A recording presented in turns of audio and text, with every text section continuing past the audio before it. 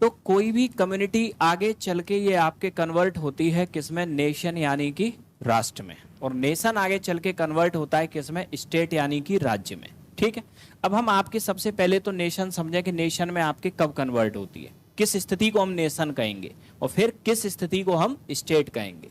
तो नेशन यानी कि राष्ट्र, ये जो नेशन वर्ड है ये आपके एक लैटिन वर्ड नेसो से ड्राइव हुआ है, और नेसो का अर्थ होता है क्या, ब्लड रिलेशन यानी कि रक्त संबंध, यानी कि आपके ब्लड रिलेशन पे बेस्ड आपके एक सिस्टम। ठीक है, नेशन आपके एक सोशल कंसेप्ट है, एक सामाजिक अवधारणा। ठीक है, अब यहाँ ये ब्लड रिलेशन की अगर हम बात करें तो इस ब्लड रिलेशन का अर्थ समझना कि राष्ट्र के संदर्भ में हम इस ब्लड रिलेशन को यूज क्यों कर रहे हैं। ठीक है, आप लोगों ने सुना होगा सबसे पहले जब सिविलाइजेशन का डेवलपमेंट हुआ तो वैदिक एरा, वैदिक एरा के बारे में थोड़ा बहुत सुना है। वैदिक एरा में आपके कैसी सोसाइटी थी, कास्ट सिस्टम की तो बात ही नहीं चल रही। वैदिक एरा जो आपके था ये ट्राइबल बेस्ड यानी कि एक जनजाति समुदाय था जो पशुपालन आपके करता था। ठीक, वैदिक एरा में आपके क्या मेजर ऑक्यूपेशन था, एनिमल हस्बेंड्री। लेटर वैदिक एरा में आके एग्रीकल्चर आया है। ठीक है, तो यहां आपके क्या हुआ कि कबीले थे, बेसिकली राष्ट्रों का निर्माण शुरू कहां से हुआ है, अलग अलग कबीलों से ही तो हुआ है। ठीक, और हर कबीले के बीच में क्या होते थे, ब्लड रिलेशन। अब जो कबीला शक्ति में आपके पावरफुल होता चला गया उसने अपने साम्राज्य का विस्तार करना शुरू कर दिया। ठीक, अगर हम वैदिक टाइम में अगर हम जाएंगे तो राष्ट्रों का जो निर्माण हुआ है वो कबीलों से ही तो हुआ है। ठीक, ये थे कौन, ये कबीलाई समाज था उस समय का। अलग अलग कबीले थे आपके, और इस हर कबीले के बीच में क्या पाए जाते थे? Blood relation. ठीक है, ब्लड रिलेशन यानी कि रक्त संबंध। तो अब यहां राष्ट्र वर्ड का यूज तो वहां से हुआ है, क्योंकि वैदिक एरा से आपके राष्ट्र वर्ड का यूज होना शुरू हो गया। ठीक है, अब नेक्स्ट समझना, नेशन बिल्डिंग यानी कि राष्ट्र का निर्माण। नेशन बिल्डिंग की आपके दो आइडियोलॉजी हैं, एक तो आपके ट्रेडिशनल आइडियोलॉजी और एक आपके कंटेम्प्रेरी यानी कि जो आधुनिक विचारधारा है वो। अब हम इन दोनों आइडियोलॉजी को समझें कि किस आइडियोलॉजी में नेशन हम किसे बोलते थे। ठीक, ट्रेडिशनल आइडियोलॉजी के अकॉर्डिंग नेशन क्या है और कंटेम्प्रेरी आइडियोलॉजी के अकॉर्डिंग नेशन क्या है। ठीक है, तो सबसे पहले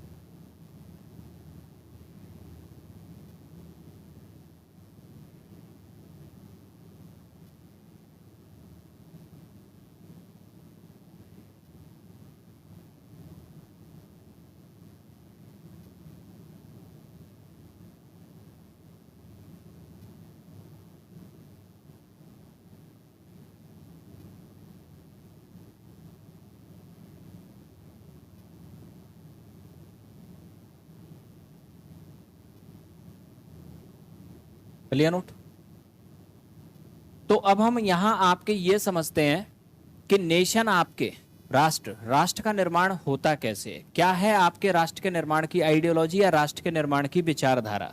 ठीक है, तो राष्ट्र के निर्माण की दो विचारधाराएं हैं, एक ट्रेडिशनल आइडियोलॉजी और एक कंटेम्प्रेरी आइडियोलॉजी। ठीक है, तो सबसे पहले हम ट्रेडिशनल आइडियोलॉजी, परंपरागत विचारधारा के ऊपर आते हैं। तो परंपरागत विचारधारा राष्ट्र निर्माण की आपके क्या कहती है।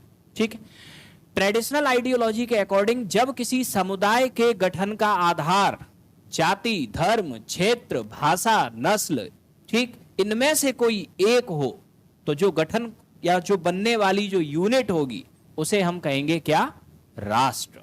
ट्रेडिशनल आइडियोलॉजी के अकॉर्डिंग उसे क्या कहेंगे, नेशन। ठीक है, तो ट्रेडिशनल आइडियोलॉजी आपके ये कहती है कि जब किसी कम्युनिटी के ऑर्गेनाइज होने का आधार caste, religion, race, region, language, इनमें से कोई आपके एक हो, तो हम इस कम्युनिटी को आपके क्या कहेंगे, नेशन, यानी कि राष्ट्र। ठीक है, अगर हम यहां देखें तो ये जो ट्रेडिशनल आइडियोलॉजी है बड़ी नैरो आइडियोलॉजी है, क्योंकि अगर आपके किसी ज्योग्राफी के अंदर अगर जाति के आधार पर राष्ट्र बनने लगे तो भारत में तो 1 लाख जातियां होंगी, 1 लाख राष्ट्र बनेंगे। धर्म भी खूब सारे हैं, पता नहीं कितने आपके राष्ट्र बनेंगे, नस्ल भी है, क्षेत्र भी बहुत सारे हैं और भाषाएं भी बहुत सारी हैं। तो इसका मतलब क्या हुआ, अगर ट्रेडिशनल आइडियोलॉजी के आधार पर राष्ट्र का निर्माण हुआ तो यहां खास बात यह होगी कि जो बनने वाले राष्ट्र होंगे वो बहुत छोटे होंगे। ठीक, और दूसरे राष्ट्र से ये हमेशा किसमें, कन्फ्लिक्शन या संघर्ष की स्थिति में लिप्त होंगे। कैसे, धर्म के आधार पर राष्ट्र अगर बने तो स्वाभाविक सी बात है, एक धर्म के लोग दूसरे धर्म से लड़ रहे होंगे। जाति के आधार पर बने तो एक जाति के लोग दूसरे लोग से लड़ रहे होंगे। भाषा के आधार पर बने तो एक भाषा के लोग दूसरी भाषा के लोगों से लड़ रहे होंगे। तो अगर ट्रेडिशनल आइडियोलॉजी के आधार पर अगर राष्ट्र का निर्माण हुआ तो राष्ट्र छोटे होंगे और ये सभी राष्ट्र आपस में क्या होंगे, डिसइंटीग्रेट होंगे, एक दूसरे के साथ कन्फ्लिक्शन की सिचुएशन में होंगे। और ऐसे राष्ट्रों को जीतना बहुत आसान है।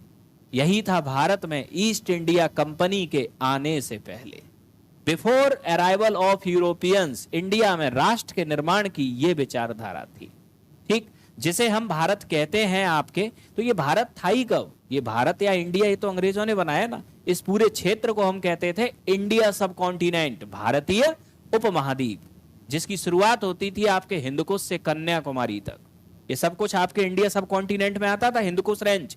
ठीक है, तो वहां से शुरू होकर कन्याकुमारी तक इस पूरे क्षेत्र को हम भारतीय उपमहाद्वीप कहते थे। भारत नाम का कोई देश नहीं था। इस भारतीय उपमहाद्वीप के अंदर 2-4 हजार देश थे, छोटे छोटे, जो जाति के आधार पर बने थे, जो धर्म के आधार पर थे, जो क्षेत्र के आधार पर थे, या जो भाषा या नस्ल के आधार पर थे। ठीक, तो जब कभी भी आपके ऐसे राष्ट्रों का आपके निर्माण होगा तो ट्रेडिशनल आइडियोलॉजी की खास बात आपके क्या होगी, ट्रेडिशनल आइडियोलॉजी में आपके जो राष्ट्र होंगे, चूंकि इनके गठन का आधार बहुत छोटा है, तो ये जो आपके राष्ट्र होंगे ये बहुत छोटे होंगे, और छोटे होने के साथ ही आपके ये जो राष्ट्र है आपस में संघर्ष में लिप्त होंगे। ठीक, जब ईस्ट इंडिया कंपनी आपके भारत आई तो उन्होंने देखा कि भारत के अंदर ये सिचुएशन है। ठीक, यूरोप में इंडिया सब कॉन्टिनेंट फीचर अलग था, लेकिन जो यूरोपियन इंडिया आ गए उन्होंने देखा ये बाहर से आपके दिख रहा है इतना मजबूत, अंदर से तो ये 2000 राष्ट्र हैं और इनको जीतना बहुत आसान है। क्यों, क्योंकि ये आपस में ही लड़ रहे हैं। जब हम इनके ऊपर आक्रमण आपके करेंगे, ठीक, तो इनके ऊपर आपके आक्रमण करेंगे तो इन्हीं के लोग इनकी मदद करने नहीं आएंगे। ठीक, जैसे कि आपके लॉर्ड क्लाइव ने अपनी जीवनी में आपके लिखा था 1757 में जब आपके प्लासी का युद्ध हुआ था, कुल 300 अंग्रेज थे। इन्होंने बंगाल के नवाब को हराया और इन्होंने कलकत्ता में रैली निकाली, हिंदुस्तानी रैली देख के ताली बजा रहे थे। अब 300 अंग्रेजों को तो बाहर खदेड़ ही सकते थे ना, अगर वही स्टेप उठा लिया जाता तो इतनी बड़ी व्यवस्था गड़बड़ होती ही नहीं। ठीक, क्यों, क्योंकि ये तो आपस में ही लड़ रहे थे। सिराजुद्दौला को भी हराया किसके, उसके घर वालों ने ही तो हराया, शुरुआत भी वहीं से हुई थी। ठीक है, तो यहां आपके ये था कि जब स्थितियां ऐसी होंगी तो आपके राष्ट्र छोटे होंगे और ये आपस में लड़ने वाले होंगे, और इस बात का फायदा उठाया किसने, ईस्ट इंडिया कंपनी ने। तो भारत में जो राष्ट्र के निर्माण की जो ट्रेडिशनल आइडियोलॉजी थी ये थी ईस्ट इंडिया कंपनी या अंग्रेजों के आने से पहले। ठीक है, अब आते हैं हम इसके बाद। अब होता यह है आपके कि जब ईस्ट इंडिया कंपनी आती है और भारत में आपके इन राष्ट्रों की कमजोरी को देखती है तो वो उठाती है इसका फायदा और एक एक करके ईस्ट इंडिया कंपनी इनको जीतना शुरू करती है। यही करेगी ना, एक एक करके अटैक करेगी सब पे और देखते देखते आपके ईस्ट इंडिया कंपनी 60% भारत को जीत लेती है। 60% राष्ट्र को इसने जीत लिया देखते ही देखते। अब 60% राष्ट्र को इन्होंने जीत लिया, हालांकि पूरे भारत को नहीं जीत पाई थी ईस्ट इंडिया कंपनी, कुछ क्षेत्र अभी भी इनकी पकड़ से बाहर था। अब ये जो आपके 60% भारत को जब आपके इन्होंने जीत लिया तो ईस्ट इंडिया कंपनी का उद्देश्य क्या था? भारत में पैसा कमाने आए थे वो तो, उनका उद्देश्य था सिर्फ पैसा। और पैसा कब मिलेगा? जब हम भारत के लोगों का आर्थिक शोषण करेंगे। तो अब ईस्ट इंडिया कंपनी ने शुरू किया यहां इकोनॉमिक एक्सप्लॉयटेशन, लोगों का आर्थिक शोषण। ईस्ट इंडिया कंपनी को इस बात से कोई फर्क नहीं पड़ता था आप हिंदू है मुस्लिम, आपकी जाति क्या है, आपका धर्म क्या है, आपकी भाषा क्या है, आपकी नस्ल क्या है, उन्हें तो सिर्फ आपसे पैसा चाहिए था। और इसके लिए अब वो क्या करेंगे? इकोनॉमिक एक्सप्लॉयटेशन करेंगे। अब यहां जब कभी भी एक्सप्लॉयटेशन यानी कि शोषण बहुत ज्यादा होगा, शोषण जब कभी भी व्यक्ति का ज्यादा होगा तो व्यक्ति क्या करेगा? उस एक्सप्लॉयटेशन के अगेंस्ट रिएक्शन करेगा। ठीक, ये जो आपके 60% आपके ये जो क्षेत्र था, इस 60% क्षेत्र में रहने वाले आपके लोगों का जब आपके एक्सप्लॉयटेशन यानी कि शोषण आपके शुरू हुआ, ठीक है, तो यहां रहने वाले आपके जो लोग हैं वो इस एक्सप्लॉयटेशन के अगेंस्ट क्या करेंगे? रिएक्शन करेंगे। और रिएक्शन में आपके दो ही कंडीशन हो सकती है, या तो रिवॉल्ट या फिर मूवमेंट।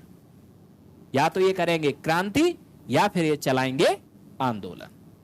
ठीक है, क्रांति भी करके देखी हम लोगों ने 1857 में, क्रांति हो गई फेल। तो अब दूसरा तरीका बचा क्या? मूवमेंट यानी कि आंदोलन। ठीक है, अब आते हम आगे। अगर आपको कभी भी कोई आंदोलन चलाना है तो किसी भी आंदोलन की सफलता इस बात के ऊपर निर्भर करती है कि उस मूवमेंट के अंदर मास कितना है, लोग कितने हैं। ठीक, तो यहां तो समस्या पहले से ही